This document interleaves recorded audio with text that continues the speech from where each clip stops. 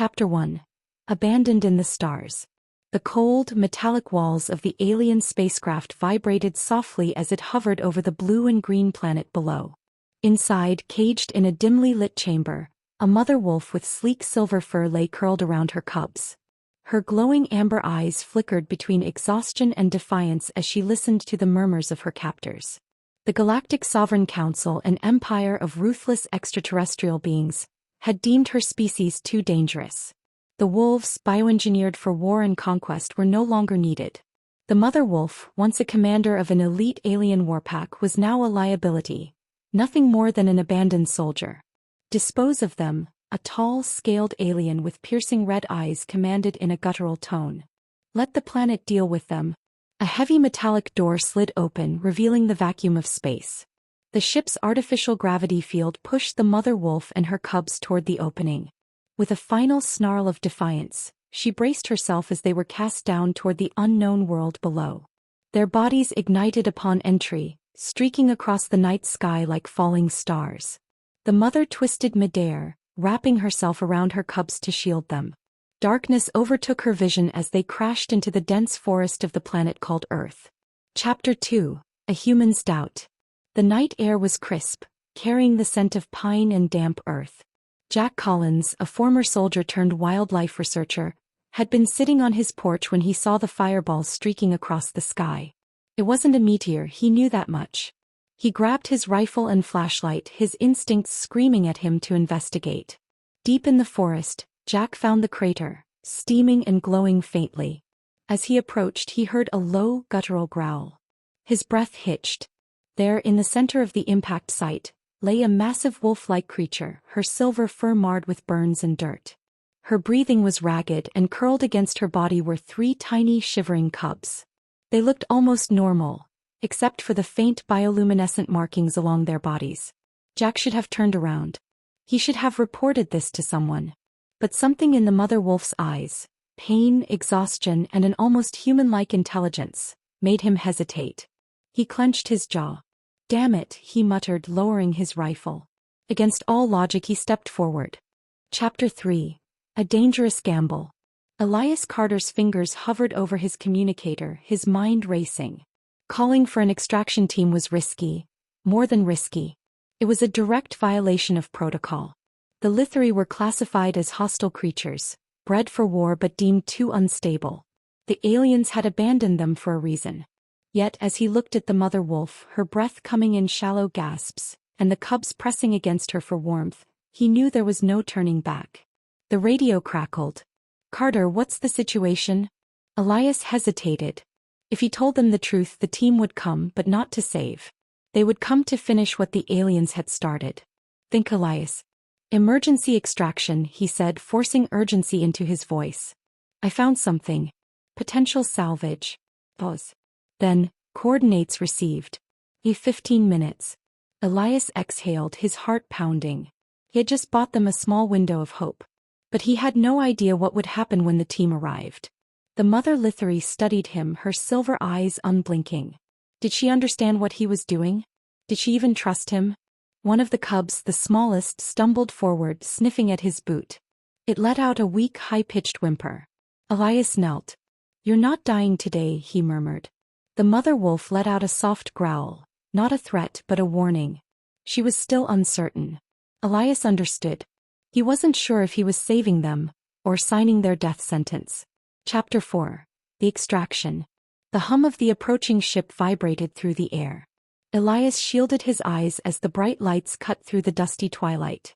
The extraction vessel hovered just above the ground before its landing gears deployed with a heavy thud. The back hatch hissed open, revealing 3 figures in armored suits. Commander Vale stepped forward, her piercing blue eyes scanning the scene. "What the hell is this, Carter?" she demanded, her gaze locking onto the injured Lithari mother and her cubs. Elias swallowed hard. "Survivors," he said simply. Vale's lips curled in disgust. "Survivors? These things are classified as failures." She motioned to the soldier beside her. "Put them down. We're not bringing them back." The soldier raised his weapon. "Oh." Elias moved without thinking, stepping in front of the mother wolf. "They're not failures," he snapped. "They're intelligent. Look at them." This isn't just some experiment gone wrong. They care for each other. They're alive. Vale narrowed her eyes. And that's exactly why they're dangerous. The cubs huddled behind their mother, sensing the tension. The mother wolf let out a weak snarl, baring her teeth despite her wounds. Elias clenched his jaw. He had to convince them. If they were just mindless killers, would they be protecting their young? Would she be lying here, too weak to attack instead of trying to rip me apart? He turned to the soldier. Are you really going to shoot something that's barely breathing? The soldier hesitated. Vale's jaw tightened. And what do you suggest, Carter? We take them with us. Let them grow into full-sized predators that could tear us apart. Elias took a deep breath. This was his last chance. I take responsibility, he said. They come with me. I train them. I prove they're more than weapons. Silence. Then finally Vale sighed. You just signed your own death warrant, Carter. She turned to the soldier. Load them up.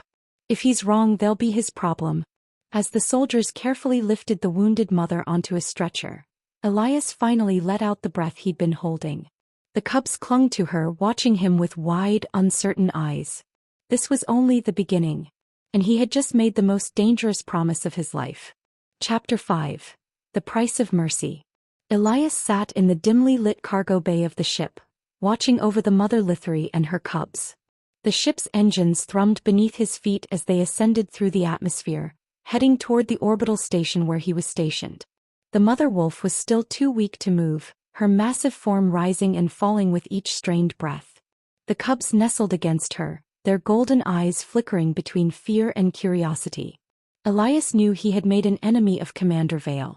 The look she had given him before leaving the cargo bay was clear. She expected him to fail. Worse, she wanted him to. If these creatures turned violent, if they so much as bared their teeth the wrong way, she would have every excuse to put them down. He ran a hand down his face. What have I done? A soft whimper pulled his attention back to the smallest cub, the same one that had sniffed his boot earlier. It wobbled toward him again, nosing at the sleeve of his uniform. Elias hesitated, then slowly extended his hand. The cub flinched but didn't run. It sniffed his fingers before pressing its tiny head against his palm. A lump formed in Elias's throat. They weren't monsters. They were children. He glanced at the mother wolf. Her silver eyes were open, watching him with an unreadable expression.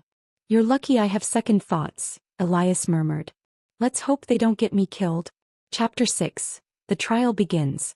The moment the ship docked at the orbital station, Elias knew the hard part was only beginning. Commander Vale was waiting as he disembarked, her arms crossed over her chest. You've got 30 days, Carter, she said coldly. 30 days to prove these things aren't a mistake. If anything goes wrong, I'll personally put them down. Understood? Elias clenched his jaw. Understood. The Lithri mother was too injured to fight back as medical drones lifted her onto a floating stretcher. The cubs followed, their tiny claws clicking against the cold metal floor. As Elias followed them down the sterile white corridors of the station, whispers followed him. Scientists, soldiers, engineers, all of them staring. That's the idiot who saved the Lithri. Dead man walking. Those things will rip him apart. Elias ignored them. He had bigger things to worry about. The medical bay was silent except for the beeping of monitors as the mother wolf was scanned and treated. The cubs refused to leave her side, snarling at the robotic arms administering the treatment. She's stable, a medic informed Elias. But she'll need rest. As for the cubs, they're perfectly healthy. He hesitated before adding, Are you sure this is a good idea? Elias looked at the Lithri. The mother's silver eyes met his again. There was no hatred in them. No blind aggression. Only exhaustion, and something else. Something that looked a lot like trust. He exhaled. I don't know if it's a good idea, he admitted. But it's the right one. 30 days. That was all he had. 30 days to prove that these creatures deserved to live. And if he failed, they would all die. Chapter 7. First Signs of Trust. Elias stood outside the containment chamber, watching as the mother Lithri stirred for the first time since her treatment. The sterile white walls of the station felt cold and unwelcoming, but at least she was alive. The cubs were curled up against her, their small chests rising and falling in sync. The smallest one, Elias had started calling him Ashk in his head, lifted his head at the sound of movement and let out a tiny yawn. The mother's silver eyes flickered open. She stiffened immediately, her ears flattening as she took in the unfamiliar space. The hum of force fields, the strange smells of antiseptics, the artificial gravity. It was nothing like the wild planet where she had fought to survive. Then her gaze landed on Elias. For a long moment neither of them moved. He knew that if she had the strength she might have lunged at him, tearing into him for taking her away from her world. But she was still weak, and instead of growling she just watched. Elias took a slow step forward. "You're safe," he said, keeping his voice steady. "I didn't let them kill you." Her ears twitched at the word kill. Ash, unaware of the tension, stumbled toward Elias again, sniffing at his boots just like before. The mother wolf's gaze flicked between them and Elias braced himself. If she saw this as a threat, if she thought he was trying to take her cub, he would be dead in seconds. But she didn't attack. She let out a low, warning rumble, but it wasn't aggressive. It was protective. A message. "I'm watching you." Elias crouched down, letting Ash sniff his hand. "I'm not your enemy," he murmured. The mother wolf's gaze lingered on him for a long, long time. And then finally she rested her head back down, allowing Ash to stay where he was. It wasn't trust. But it was a start. Chapter 8. The First Test. A week passed. The mother wolf, who Elias had started calling Nyx, had regained some of her strength. She still didn't trust him, but she tolerated his presence, which was more than he could have hoped for. The cubs, especially Ash, were more curious. They often sniffed at Elias when Nyx wasn't paying attention, their sharp little noses poking at his hands and boots. But Elias knew this wasn't enough. Vale would be watching, waiting for the smallest excuse to terminate them. He needed to prove that the Lithri weren't just beasts. And that meant training. "This is a terrible idea," Dr. Miravos, the station's xenobiologist, muttered as she stood beside Elias in the observation room. Elias ignored her and tapped the controls. The containment chamber's force field shimmered, then deactivated, leaving only the reinforced metal walls. Nyx's ears flicked up immediately. She could sense the change. The cubs perked up, sensing their mother's tension. Elias took a breath and stepped inside. Nyx stood up fully for the first time since her arrival. She was still weak, but her presence was undeniable, tall, sleek, and powerful. Elias had brought food, nutrient-packed meat, carefully synthesized to match what the Lithri would have eaten in the wild. He placed it on the ground between them and took a step back. Nyx didn't move at first. She was still assessing him. Then slowly she approached the food. She didn't take her eyes off him as she sniffed at it. Elias kept his body relaxed. No sudden movements. Nyx lowered her head and took the first bite. Dr. Voss let out a slow breath. "She's eating," she murmured. Elias nodded. This was progress. If Nyx saw him as a food source rather than a threat, it was the first step toward cooperation. But then, a warning alarm blared through the station. "Containment breach in Sector C," a robotic voice announced. "Security alert. Unauthorized organism detected." Elias's stomach dropped. Not now. He turned just in time to see Nyx tense, her silver eyes flashing. She didn't understand the alarm, but she knew something was wrong. And in that moment, Elias knew. If the station was under attack, if something dangerous had broken in, Nyx and her cubs weren't just going to sit here and wait. They were going to fight. And he had no idea what that meant for their survival. Chapter 9. The Hunter's Instinct. The emergency sirens wailed through the station, turning the sterile white halls into flashing corridors of red light. Elias barely had time to process the warning before Nyx reacted. The mother wolf's silver eyes locked onto the door, her ears pricked forward. The cubs crouched behind her, their small bodies tense. Even in her weakened state, Nyx was still a predator. Elias raised his hands cautiously. "Nyx, stay with me." "Don't." Too late. The door slid open and Nyx lunged. She moved like a shadow, sleek and silent, as she darted past Elias and out into the hall. The cubs hesitated for only a moment before bolting after her. "Damn it." Elias sprinted after them, cursing under his breath. The station's automated defenses were online, scanning for threats. If Nyx was mistaken for an enemy, if the security team encountered her first, Vale would have all the justification she needed to put them down. Elias couldn't let that happen. As he rounded the corner, he skidded to a halt. Two security officers stood frozen, weapons raised. and between them, a creature. It was nothing like the Lithri. Its segmented body pulsed with a sickly green glow, jagged limbs twitching as if sensing vibrations in the air. Its head, or what passed for one, was a writhing mass of tendrils. A Nexorian hunter. Elias's blood ran cold. The Nexorians were an apex predator species. Assassins that moved unseen, killing with precision. If one had infiltrated the station, more would follow. The officers fired their weapons, but the Nexorian flickered, its body phasing out of existence for a split second before reappearing behind them. It struck, claws slicing through armor like paper. One officer collapsed instantly. The other barely managed to stagger backward before Nyx roared. It wasn't a growl. It wasn't a snarl. It was the sound of an apex predator recognizing a rival. The Nexorian hesitated. And then Nyx attacked. Chapter 10. Unleashed. Elias had never seen anything move as fast as Nyx. One moment she was standing still, her muscles coiled like a loaded spring. The next she was airborne, her powerful limbs propelling her straight at the Nexorian. The creature flickered, attempting to phase out again, but Nyx was faster. Her jaws clamped down around one of its limbs, ripping it free with a wet, sickening tear. The Nexorian screeched, its alien blood splattering across the walls. The station's lights flickered violently. The remaining security officer scrambled backward, watching in shock as Nyx tore into the assassin with primal fury. Elias stood frozen, caught between awe and fear. He had saved Nyx and her cubs because he believed they weren't just weapons. But now, watching her destroy a Nexorian with terrifying efficiency, he couldn't ignore the truth. She was a weapon. But maybe, just maybe, she could be something more. The Nexorian screeched one final time before Nyx delivered the killing blow, her massive jaws snapping its head clean off. The creature's twitching body slumped to the ground. Silence. The security officer finally found his voice. What the hell was that? Elias swallowed hard. That, he said, forcing himself to stay calm, was her proving her worth. Nyx turned, her silver eyes locking onto him. Blood dripped from her fangs, but she didn't snarl. She didn't lunge. She simply watched him, waiting.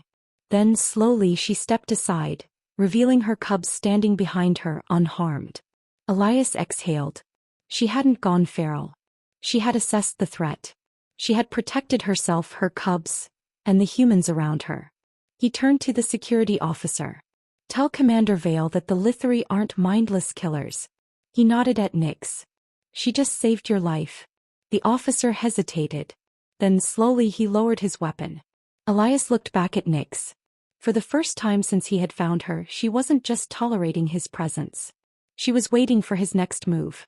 And that meant for the first time she saw him as something more than just another human. She saw him as part of her pack. Chapter 11. A pack's loyalty. The aftermath of the attack left the station in chaos. Sirens blared. Emergency crews rushed to contain the damage, and security teams scoured the halls for any more Nexorian infiltrators. Elias stood beside Nyx and her cubs, his heart still pounding from the fight. The mother wolf was tense, her ears flicking at every new sound. The cubs huddled against her, their fur bristling from the scent of alien blood. Then Commander Vale arrived.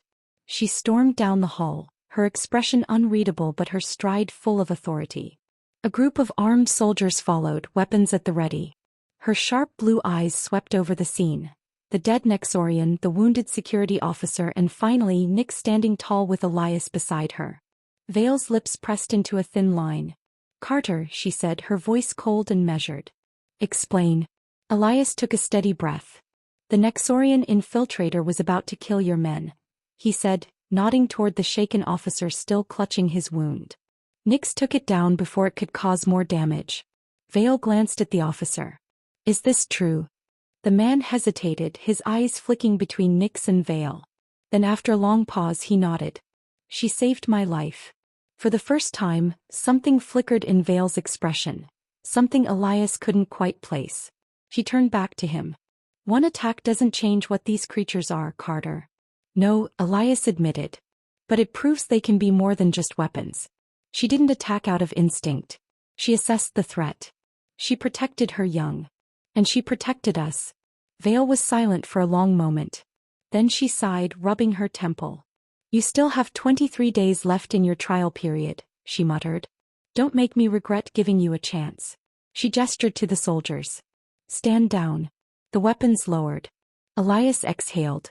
They had won for now. But as Vale turned to leave, she threw one last glance at Nyx and her cubs. And in that moment Elias saw it, the tiniest hint of doubt in her eyes. Chapter 12. A new kind of training. 2 days after the attack, Elias stood inside a reinforced training chamber watching Nyx and her cubs. Nyx had recovered almost completely, her body stronger than ever. The cubs had grown more confident, no longer hiding behind their mother every time a new sound echoed through the station. Elias knew that if he wanted to prove their worth, he needed to go further. It wasn't enough to show that the Lithari could fight, he needed to show that they could listen. Which is why he was now standing in the middle of the chamber with Nyx watching him like he was an idiot. Sit, he said firmly. Nyx blinked. Elias sighed. Look, I get it. You're not a dog. You don't take orders. But if we're going to survive here, you need to work with me. Nyx just stared. One of the cubs, Ash, tilted his head. Then surprisingly he sat down. Elias blinked. Nyx glanced at Ash, her silver eyes narrowing slightly. Then after a long pause she sat as well. Elias grinned. See? That wasn't so bad. Nyx huffed as if annoyed that she had followed his lead. Elias took a step forward. All right, let's try something else. He gestured toward the edge of the training room, where a small, harmless drone hovered in the air. Take it down. Nyx's ears flicked. She didn't need to be told twice. She moved, her muscles rippling with power as she launched herself into the air. Her claws slashed through the drone in one swift motion, sending sparks flying as it crashed to the ground. Elias whistled. That was fast. Ash bounded forward and pounced on the remains of the drone, growling as if it were still alive. His siblings quickly joined in, wrestling over the broken parts. Elias turned back to Nyx. You're incredible, he admitted. Nyx watched him for a long moment. Then unexpectedly she took a slow step forward, closer than she had ever been before. Elias held still as she sniffed his shoulder, her breath warm against his skin. Then with a soft huff she turned away. Elias exhaled, feeling something shift between them. It wasn't just tolerance anymore. For the first time Nyx was starting to accept him. And that meant she wasn't just following orders, she was choosing to trust him. Chapter 13. A dangerous offer. Elias leaned against the observation window, watching Nyx and the cubs settle into their new routine. Every day their training improved. Nyx responded faster, her cubs mimicked her movements, and for the first time, it felt like they weren't just surviving. They were thriving. But their progress didn't go unnoticed. Impressive, a voice said behind him.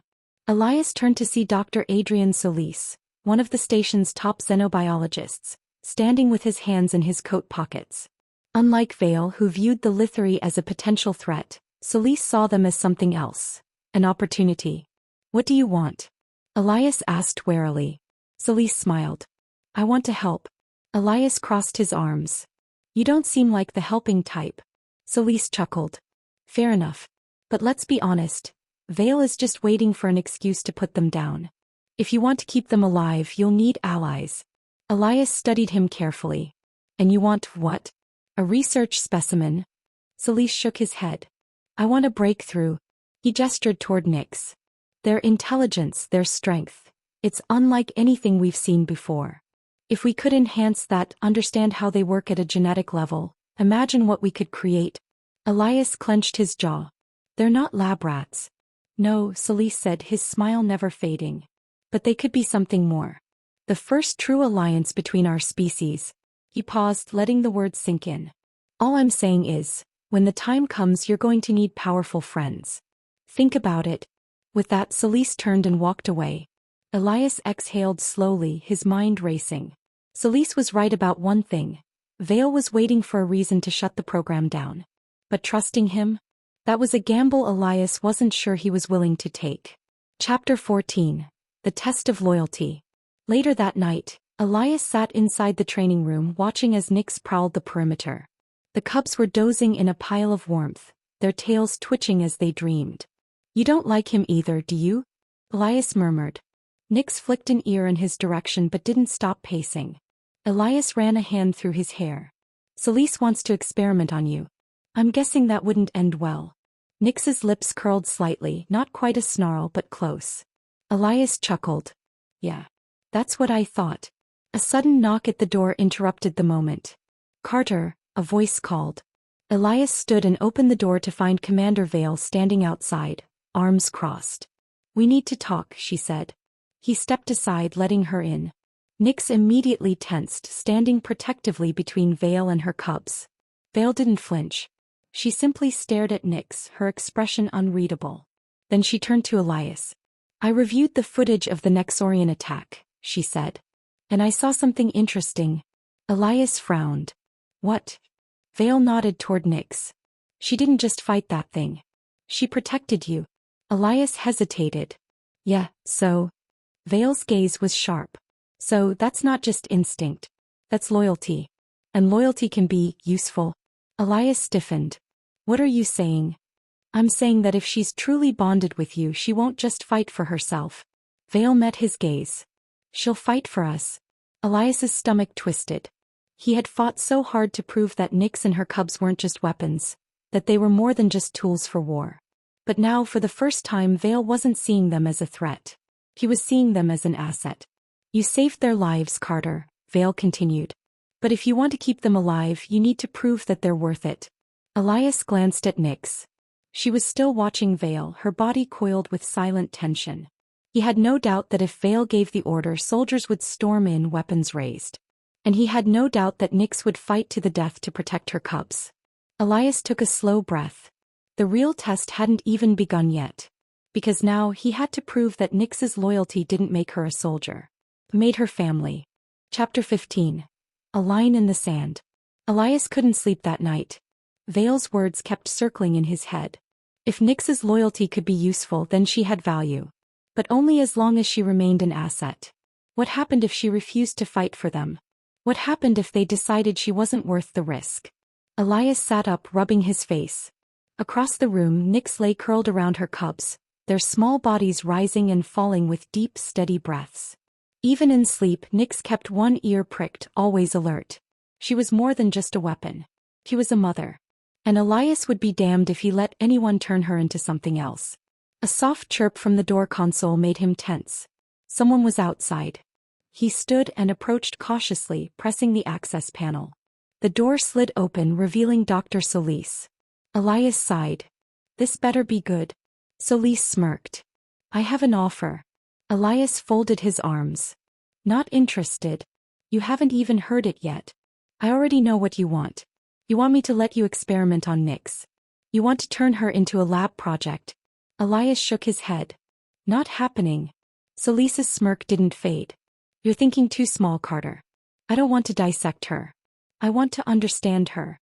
He leaned in slightly. You know what Vale's planning, don't you? Elias hesitated. What are you talking about? Solis sighed. You think Vale sees them as more than a threat? Maybe. But she's still a soldier. And soldiers don't just let potential weapons go unused. Elias's stomach twisted. She's going to put them on the battlefield, Solis continued. Maybe not today. Maybe not tomorrow. But eventually she'll give the order.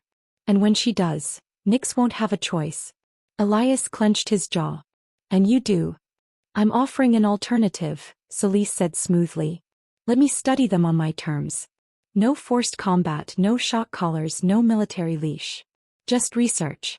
If we can prove their intelligence, their adaptability, then we can control the narrative.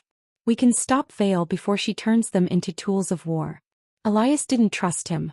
Not for a second. But the worst part? He wasn't sure Solis was wrong. Nyx and her cubs deserved better. But what if the only way to save them was choosing the lesser evil? Elias exhaled slowly. I need time to think. Solis smiled. Don't take too long. And then he was gone. Elias turned back to the room, his eyes landing on Nyx. She was awake now, watching him. Did she know what was coming?